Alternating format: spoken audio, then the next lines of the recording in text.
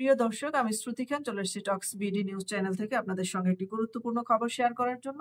আপনারা জানেন যে জুলাই আগস্টে বাংলাদেশের 2024 সালে যে একটি কলঙ্কিত অধ্যায় বাংলাদেশে রচিত হয়েছে, বাংলাদেশের যে জেনজি জেনারেশনের মাধ্যমে, সেই সময় একটি রটনা হয়েছিল।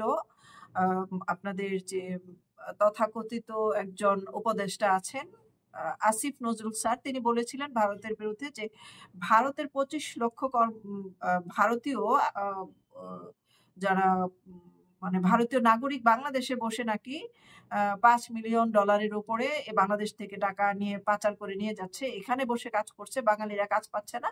তাদেরকে আজও পর্যন্ত কিন্তু কোনো সন্ধান পাওয়া যায়নি যে সেই 26 লক্ষ থেকে মোটামুটি 1 লক্ষ ভারতীয় বের করে দেখাতে পারেনি, বা 100 ভারতীয় বাংলাদেশে কিন্তু বের করে দেখাতে পারেনি আসিফ নজরুল। বর্তমানে জম্মু এবং কাশ্মীরে, মানে জম্মু কাশ্মীরে পাহেলগামে যে 26 জনকে হিন্দু পরিচয় বের করে করে তাদেরকে হত্যা করা হয়েছে, মানে হিন্দু গণহত্যা হয়েছে, সেই গণহত্যার পর ভারতের যে সরকার, তারা অত্যন্ত সচেতন হয়ে গেছে এবং সেই ভারতের ভিতরে যারা অবৈধভাবে বসবাসকারী তাদেরকে ছেকে ছেকে চিরুনি অভিযান করে বিভিন্ন দেশের নাগরিকদেরকে তাদের দেশ থেকে বের করে দেওয়া হচ্ছে, এবং সেই সাথে বাংলাদেশের 1000-এরও বেশি বাংলাদেশি সেখানে আটক হয়েছে ভারতের গুজরাটে। তো তাদের সম্পর্কে আমি আপনাদেরকে গুরুত্বপূর্ণ তথ্য দিব, সেটা চলুন জেনে নেই। ভারতের গুজরাটের রাজ্য থেকে 1000-এরও বেশি বাংলাদেশি নাগরিককে আটক করা হয়েছে।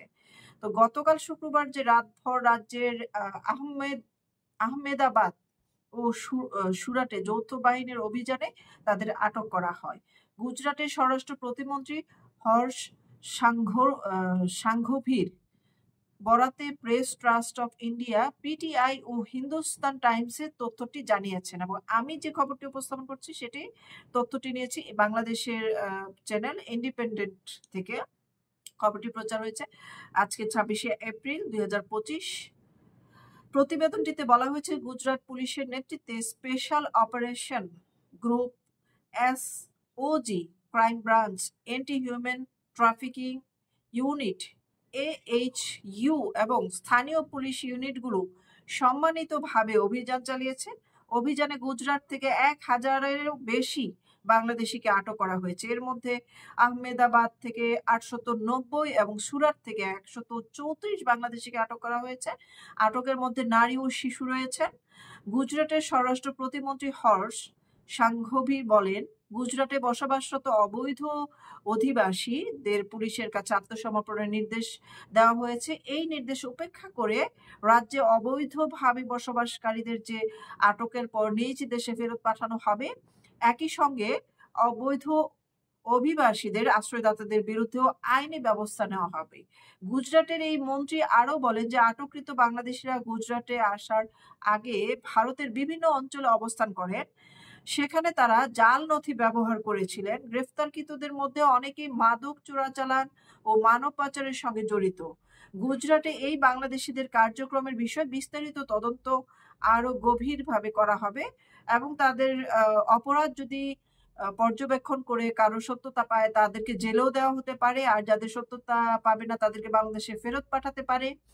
তো এটি ভারতের সরকার সিদ্ধান্ত নেবেন যে আসলে কি করা উচিত। এবং বর্তমানে ভারতে হিন্দু নিধন যে মানে এটা কি বলে, এটাকে একটা মানসিকতা সৃষ্টি হয়েছে যে হিন্দুদেরকে মারতে হবে, ধরতে হবে, লুটপাট করতে হবে। বাংলাদেশ থেকে মুর্শিদাবাদ থেকে সেই জম্মু কাশ্মীর পাহেলগাম।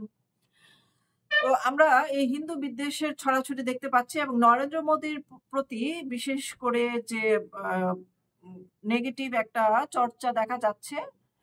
পাকিস্তান উপস্থাপন করছে যে এই জম্মু কাশ্মীরের ঘটনার সাথে যারা জড়িত তারা ভারতেরই আভ্যন্তরিক কিছু বিক্ষোভকারী, যারা নিজস্ব অবস্থান বা নিজস্ব ভূখণ্ডের বা কাশ্মীরেরই ভিতরে স্থানীয় যে জঙ্গি সন্ত্রাসী বসবাস করতেন, তারাই জঙ্গি সন্ত্রাসী হয়ে উঠেছেন, বা আগে থেকে তাদের এই পরিকল্পনা ছিল। তারা সেখানে বসবাস করে বাড়িঘর ভাড়া নিয়ে অবৈধভাবে বসবাস করতেন এবং সেখানে থেকে এই পরিকল্পনা বাস্তবায়ন করেছেন, এবং তাদের প্রত্যেকের ভিটে মানে যে আবাসস্থল সেগুলোও কিন্তু চিরুনি অভিযান করে ভেঙে চুরে দেওয়া হয়েছে, এবং সেনাবাহিনীরা সেগুলো সবকিছু নস্যাৎ করেছে এবং বিভিন্ন জঙ্গিদেরকেও কিন্তু আমরা শুনতে পেয়েছি যে তাদেরকেও বেশ কিছু জঙ্গিদেরকে ধরা হয়েছে, প্রতিহত করা হয়েছে। তো এই রকম দুঃখজনক ঘটনার যেন পুনরাবৃত্তি না হয় সেজন্য ভারত সরকার সবচেয়ে বেশি সতর্কতা অবলম্বন করছেন এবং চিরুনি অভিযান করছেন। পাকিস্তানের সাথে পানি চুক্তিও বন্ধ করে দিয়েছেন এবং পাশাপাশি পাকিস্তানও ভারতকে হুমকি দিয়েছে যে রক্তের বন্যা বয়ে দিবে। যে সিন্ধু বাঁধ আছে একটি, সিন্ধু নদী, সেই নদীর যে পানি চুক্তি হয়েছিল সেটা বন্ধ করে দেওয়া হয়েছে ইতিমধ্যে। পাকিস্তান পাল্টা হুমকি দিয়েছে ভারতকে যে তারা রক্তের বন্যা বয়ে দিবে। তারপরের খবর আমি আপনাদেরকে পরের ভিডিওতে দেওয়ার চেষ্টা করব। এই ভিডিওটি আপনাদের ভালো লেগে থাকলে লাইক, কমেন্ট, শেয়ার করে সবাইকে